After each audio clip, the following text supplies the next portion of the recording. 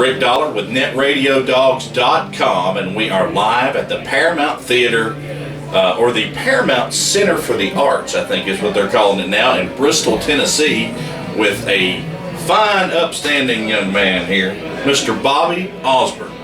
Oh, thank you, sir. Good to be here today. He's a good man, and he's going to sit down and talk with us tonight and let us know a little bit more of what's been going on with Mr. Osborne. The whole reason that you're here tonight, I think, is a great thing. So if you want to, what's going on with you tonight? Well, Dan Boner called me, and they called the school over there to Dean Osborne, the director over there, and asked if I would be interested in coming over and joining them for tonight, this celebration thing tonight. And, ETSU's having their 13th annual celebration of having a bluegrass country type music facility and whole setup over there. I mean, if you want to go to college and learn about music and all that good stuff, it's great to know that part of it. But the cool thing is you get to meet guys like Bobby Osborne.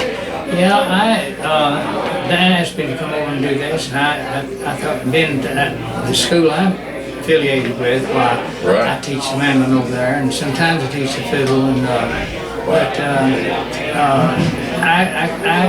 I've been over there.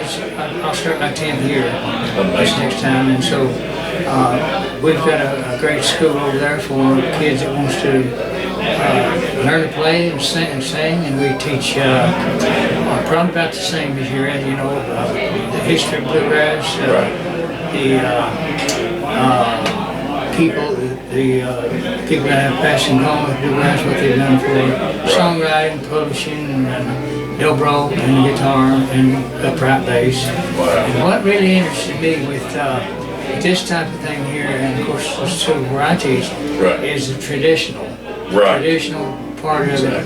Because I come along in the traditional days of bluegrass music and country music, and I feel so fortunate that I was able to live in those days before it got so far away from me that I didn't know much about it anymore. So I hate to put, the people that's coming on playing bluegrass now, they got their own ideas. New people bring new ideas. Well, sure, that they are. And they just don't think like I did. So I still think exactly the way I did have all my life. Of course, playing, and I ain't done too bad at it. No. So I can't. I wouldn't say that. I can't go against the new people coming along, because they're trying to create something of their own also. Sure. So, and that's anyway, just it's worked out real great, and I'm happy to be a part of ETSU tonight. And of course, the school that I'm affiliated with in Hyden, Kentucky School of Bluegrass and Traditional Music. There you go. I was hoping you'd say that. I'm from Kentucky. Hyden, Kentucky is where I was born. Yeah. And so they decided to have the college is in Nazareth, Oh, yeah. But they decided to have a school there because I was born there and going to be a part of it. So that's why I'm in Hyden. I'm really happy and pleased to be here with Dan Boner and all the people that's the students affiliated with this program. It's a great program, and we have a great program here too. That's great. Now, you've been. How long has it been since you joined Grand Ole Opry? My brother and me joined the Grand Ole Opry August 1st of 1964. Oh my gosh. So did they give you a special chair when you go in over there? No. You're lucky to have a place to stand. Yeah, I know, man. It's packed all the time. I hear so many people say that. We tried so long to be a part of it. When I got started in this business, I went to see Ernest Tubb. He's the first guy I ever seen on the stage. And when I looked at him, I thought, and I was about 15 years old. I thought, that's what I want to do. Yeah. And lo and behold, there you are. It so happened that I did get the chance to do that.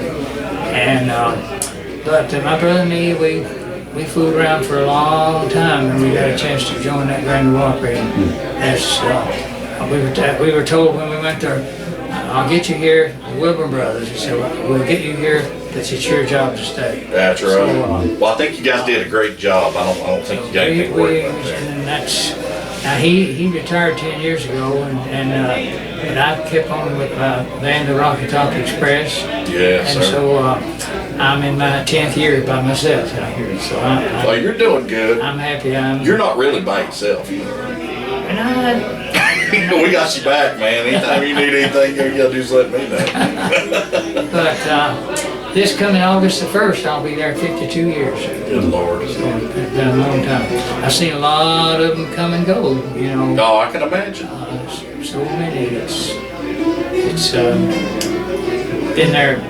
Well, Jean Shepherd's she's been there 60 years Wow, now. yeah. And so. What about the IBMA Hall of Fame? How long have you been involved with those guys? I mean, that's been well, it's quite a while. Yeah. When they first started that, not too long after they started that IBMA, Yeah. of course, Monroe was the Right. first guy that put this as a member. I think it's 94 when you went into it. Yeah, I believe I so. think it was. And of course, you know, they had to put Flappy Scruggs and Stanley Brothers, Don Reno, Red Smiley, and Sure. all those people before they got to be. Wow, what a lineup. Can you imagine having all those guys on the stage together? Oh yeah, it was just a great thing to do, and they put, I think they put us in, and then either Jim and Jesse or Jim and Martin went to. Right. Of course, they had somebody, or maybe one or two every year now. So. That's right. But it's a great thing to be a part of and be considered as a member, Hall of Fame member of IBMA. Well, it's you know, the good thing about what we do is we try to preserve the history a little bit of bluegrass music, and we also have to try to accept the turn that bluegrass has taken a little bit, and but every one of these new guys that I talk to, they tell me the same thing. We still remember guys like Bobby Osborne and Doyle Lawson, all these other people, how they started doing what they were doing a long time ago, and they are never going to get away from that. You absolutely cannot do that. Bluegrass, somehow or another, of course it's all acoustic instruments. Right. My brother and me, we tried the electric part and we did real well. Right. But we had the harmony to go with it. No, you sure did. And, I saw you warming up out there, by the way. oh yeah. Yeah, kind of get the chill things going, Well, it sounds like I'm in pretty decent voice tonight. Y'all were wearing it out, man. We just had to wait our turn to be a part of the Hall of Fame member, Yeah. So, Well, that's you know what? It's long overdue. I mean, you guys should have been in there a little sooner, I'm sure. But of course, I'm not making the rules for those fellas. But I think you're fine. Sonny and me were put into that Hall of Fame. Whenever the date was, I can't remember. And 2 or 3 years ago, I got to be put into it again with Lonesome Pine Fiddlers. That's right. And that's never happened before. See, that's what I was getting ready to say. I don't think I've ever heard of getting in there twice, but no, and I tell kind of you, like jumping in line to get dessert again. You know what I mean? The Country Music Hall of Fame now. Yeah. Only one guy that's ever done that twice was Roy Rogers. He was put into the Country Music Hall of Fame once by himself, and then with the Son of the Pioneers. Yeah. So he and I are the only two Wow. that ever has done that, that's not much, but it's No, that means a lot. I something mean, anyway, it's an honor just to sit down and talk with you. I mean, just to pick your brain a little bit and try to understand, the way that earlier bluegrass musicians thought, how they structured things. A lot of these students out here tonight are getting to get that firsthand. Yeah. Because Dan is teaching in that manner. And he knows that it's important to have guys like you around that need to share their knowledge with them and give them that start where they need to start, like back there where things were working the way they were supposed to. And they're gonna do the same thing, we were talking about. Yeah. They're gonna put their own spin on it, and that's great.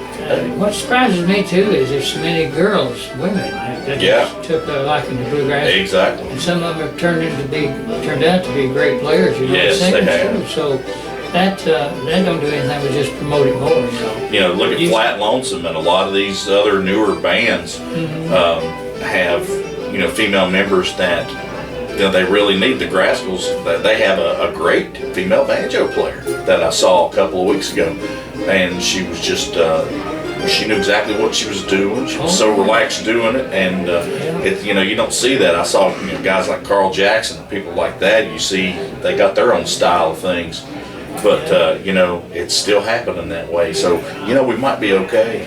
Bluegrass might hang around a while, you think? Buddy, I hope so. Well, I kind of wish that I could, and of course I guess if it ever does happen, my brother and me both will go into the Country Music Hall of Fame. So I'd like to see that before I leave here. So. You heard that, America. Okay, write in votes, whatever you got to do. Get these guys in the Country Music Hall of Fame. But it's a great honor to be that in Country Music Hall of Fame and Bluegrass Hall of Fame too. So that'd be awesome. I'd like to see it. I'm kind of hoping for that one day. If it happens, I'm going to be right there. Maybe you'll see the funny look at hat and all that and say, hey, how you doing? Well, Bobby, I'm going to let you get out there and do your thing. But we appreciate you so much. Love what you do. And we absolutely are so honored to be able to sit down and talk with you. Well, I sure, I don't mind. A lot of people, guys, I don't know why they would do that, but it's a lot of people, they shun away from interviews, Yeah. I mean, what's the best way to let people know how you feel? I never turn down an interview. Well, great. Not unless somebody's going to talk about something I ain't interested in at all. So, I mean, if you want to talk I'm glad I was talking about something you were interested in. Let me tell you that. Well, bluegrass has been it's my life. It's been That's right. Bluegrass and the Grand Ole Opry has been my life. That's right. I've got to play places where they would have never let me in the front door. That's the White House is one of them. See? The bluegrass got me in. Nixon let you right in there, didn't he? He got me right in the. He didn't slide you $20 or anything. He might have took it. Yeah, he might have got it out of your wallet. That was a night to be. I got to sing Ruby and Ruby and Rocky Top right on that. There you go. That little stage where they hold up news conferences and everything. Well, there you go. President Nixon sat right down there, and I glanced at him every once in a while, but he enjoyed that. Well, I'm glad to know that. We got to talk to him after the thing was over with, and I enjoyed it. I never got scared till it was over with. Yeah, really. Merle Haggard was there that night, and he dropped his pick, Oh, did he really? He just before we went out there, he said, "Boy, I wouldn't be in y'all's shoes for that. You got to go out there first." And he said, and I said, "Well, it'll be your turn." That's right. He hadn't been out there 2 minutes. That pick flew out. Oh man. Poor Merle. I'll tell you. I at least held on with my pick. He didn't. But that was a great night there. I bet. But I've had a great night here. Well, I think it's been this will turn out to be really a good night, and I'm really so honored to get a chance to come over and be a part of something that I love, That's right. And so I'm really concerned, and I'm interested in the new people that are coming on and trying to learn how to play bluegrass music, and people like me can show them, we've lost the ones that really created it. Yeah. In their own way, and so maybe I'm getting long in age, for that matter. I've been here a long time, so but it's really nice that I I can still go and Just keep sharing it with them. That's the only chance we got. share what I know. And Between you and Larry Sparks and all these guys are out there on the road, man, doing it all the time. Yeah.